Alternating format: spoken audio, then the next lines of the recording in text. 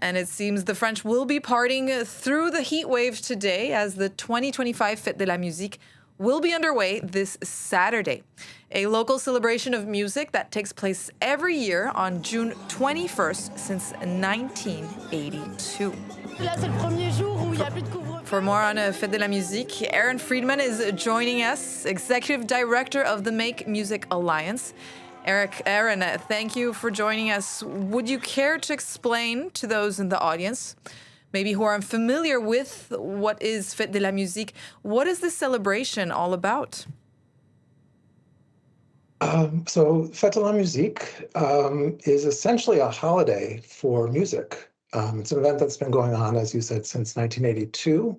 And every year people pour out onto the streets all over France and increasingly around the world to play music together.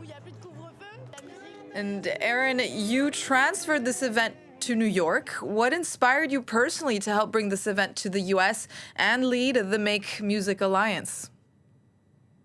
Well, I think anyone who's been in the middle of a Fête de la Musique celebration in France can feel the infectious joy of playing music and having everyone feel free to play music, whether they're amateurs or professionals, whether they're classical musicians or rock musicians.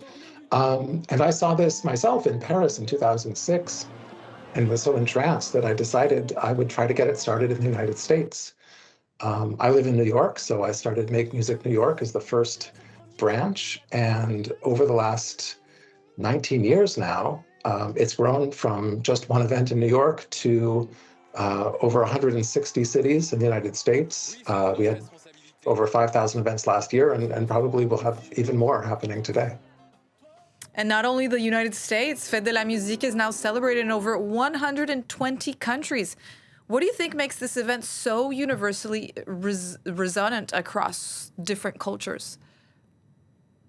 It's kind of a mystery why music has this power to transcend borders and unite people. But, I've worked on other political campaigns in my life, and this is the first thing I've worked on where nobody says no. Everybody loves music around the world. It's a very easy thing to excite people about. Of course, in different countries, being able to come out and freely express your musical passion in the street, that might be more or less difficult.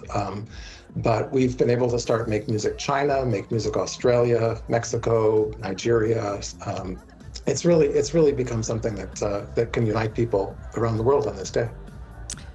Are there any particularly creative or unusual musical projects that have emerged in recent years due to this event? Yeah, well, so all around the US today, there will be these Palooza events. So anyone who has played a trombone or a piccolo or a clarinet when they were younger and they still have the instrument in their closet is invited to come out and join these large groups to sight read the marches of John Philip Sousa, which most American wind players have played at some point in their careers. And they're incredible events. They bring together professional symphony orchestra players and high school students and community members. There are other events for people singing karaoke, hundreds of bucket drumming and percussion events that anyone can join.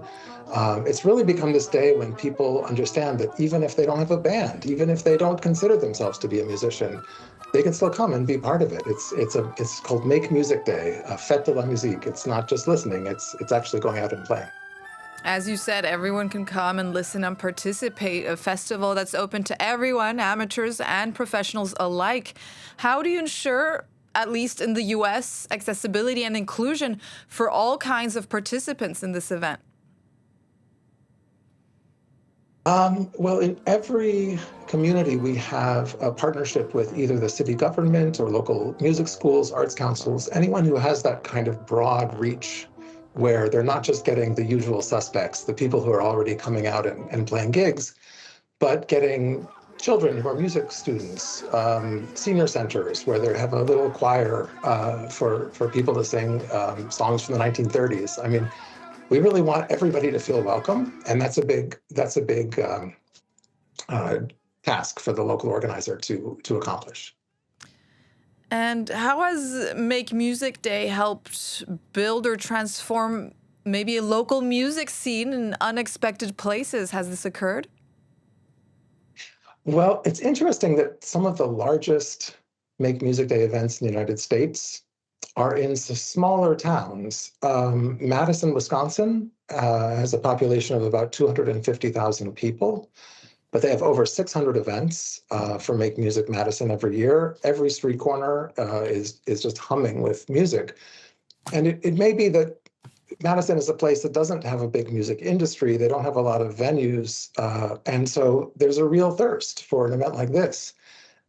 People start preparing for Make Music Madison 6 months in advance. They know it's coming. They got to, start rehearsing their band or maybe buy a new guitar and make sure they know how to play 3 songs.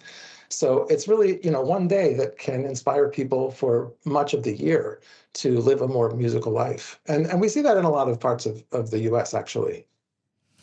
A more personal question now, Aaron. Do you have a favorite Make Music Day performance or memory?